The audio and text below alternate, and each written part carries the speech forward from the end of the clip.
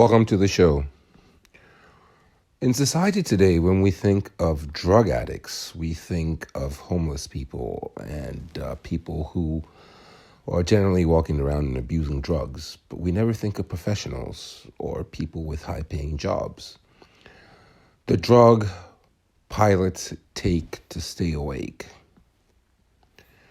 Pilot fatigue is in the spotlight this week after news that one Indonesian flight had two sleeping pilots at its helm. But military organizations have been grappling with this problem for decades, and they have a surprising solution. Surprising tablets were found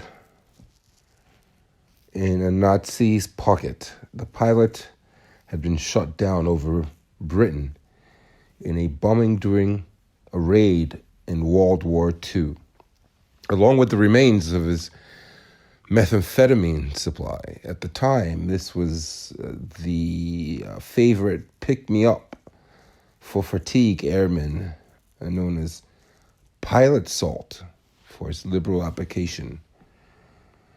But the Allied forces suspected this. They didn't know for sure. Pharmacology souvenirs were promptly shipped off for testing. And soon the British were working on their own version. The resulting stimulant was widely distributed and fueled hundreds of late-night missions across Europe. But this was just the beginning. A related drug, dextromethorphan, again, became very popular during the Gulf War in the early 90s, 1990 to 1991, when it was administered to a majority of fighter pilots involved in initial bombardments on Iraqi forces in Kuwait. Today, this pill is still in use by U.S. military aircrews.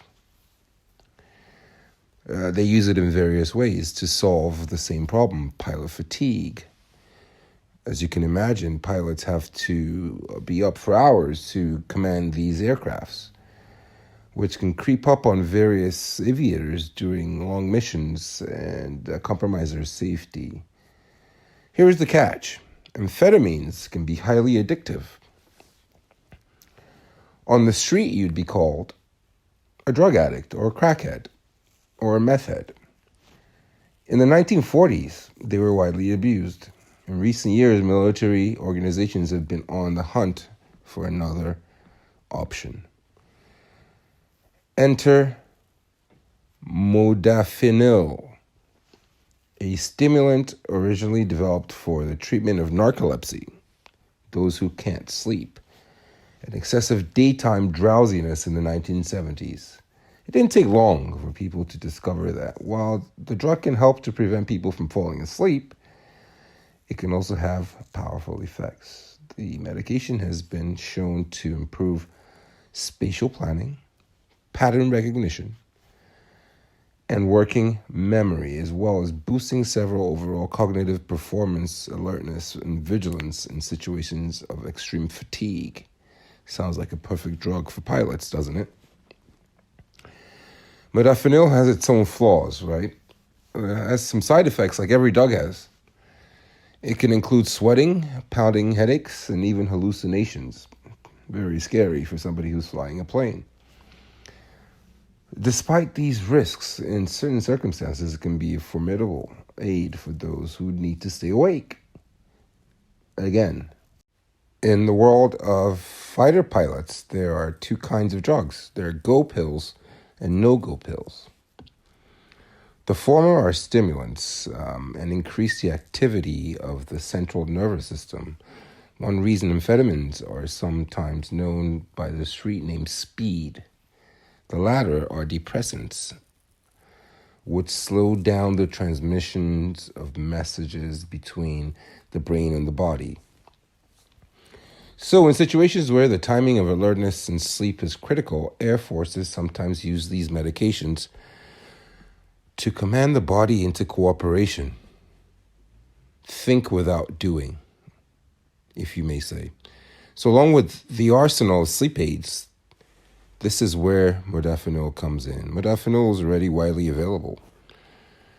Most people don't know about it, but it's approved for use by air forces in Singapore, India, France, and the Netherlands, and the United States. Meanwhile, an investigation by the Guardian newspaper in the UK revealed that a substantial cachet of the drug had been purchased by the UK military and Ministry of Defense ahead of the beginning of the war in Afghanistan in 2001. Wow. Another order had been sourced in 2002 before the invasion of Iraq. Though a defense research agency conducted experiments with the pills, but they said they weren't being used by combat personnel. In fact, chemically enhanced airmen have been involved in hundreds of military operations over the last decade alone. As they fly above the sky, fighter pilots often have just a few seconds to observe their surroundings and decide how to react to threats. So tiredness can easily be fatal, as you can imagine. But oddly enough, intense fights involving serious warfare or maneuvers are not only ones where pilots tend to struggle with lack of sleep. In fact, boring flights come with their own challenges. I was once on a flight to Singapore from New York that took 18 hours, and I was wondering how the pilots stayed awake because I couldn't. I watched numerous movies, I played numerous games, I ate numerous meals, I walked up and down the cabin, and we still weren't there. If you're just observing, 5 hours feels way longer when you're doing a combat mission, as you can imagine. In fact, in fast-paced situations, the body produces its own stimulant drug, adrenaline, which increases alertness and reduces feelings of fatigue, at least in the short term. On the other hand, less engaging missions might lead to boredom, which could emphasize the impact of exhaustion. In January 2023, 2 pilots boarded an Airbus A320 with 153 passengers and crew on board. One asked his co-pilot to take over the control of the airplane while he napped, and the other agreed. But it didn't go to plan. In March 2024, a report by Indonesia's National Transportation Safety Committee, KNKT, revealed that flight from southeast Sulawesi to Jakarta had effectively been pilotless for 28 minutes after both pilots fell asleep simultaneously. The incident has prompted a national inquiry and highlighted the issues of pilot fatigue in commercial operations. This is something I don't think that the people on the plane, the passengers, are aware of. Very scary. A couple of years ago, test pilots on a new mission had complained that the current fatigue countermeasures, caffeine, was not sufficient. How many cups of coffee can you drink to stay awake on a long flight? So they warranted something else to keep them awake during long flights. To find out if modafinil might be the answer, their colleagues and volunteers of the Royal Netherlands Air Force were kept up for 17 hours, then offered a dose of the drug, caffeine or a placebo. Next, they were assessed for their vigilance and sleepiness. The researchers found that both caffeine and modafinil were effective, though the latter worked for longer. Even after an entire night without sleep, some people who took the drug felt that they could probably keep going for another day. Because of the drug, they felt definitely less fatigue. They felt more alert. But is that safe? We're not sure. It's not just pilots who may suffer from the effects of sleep deprivation. In a military context, to complete certain operations successfully, the crew perhaps in helicopters, might also include a door gunner, someone whose job it is to direct and fire weapons, as well as a loadmaster to load and unload important cargo. On the ground, we have air traffic controllers to help pilots take off and land.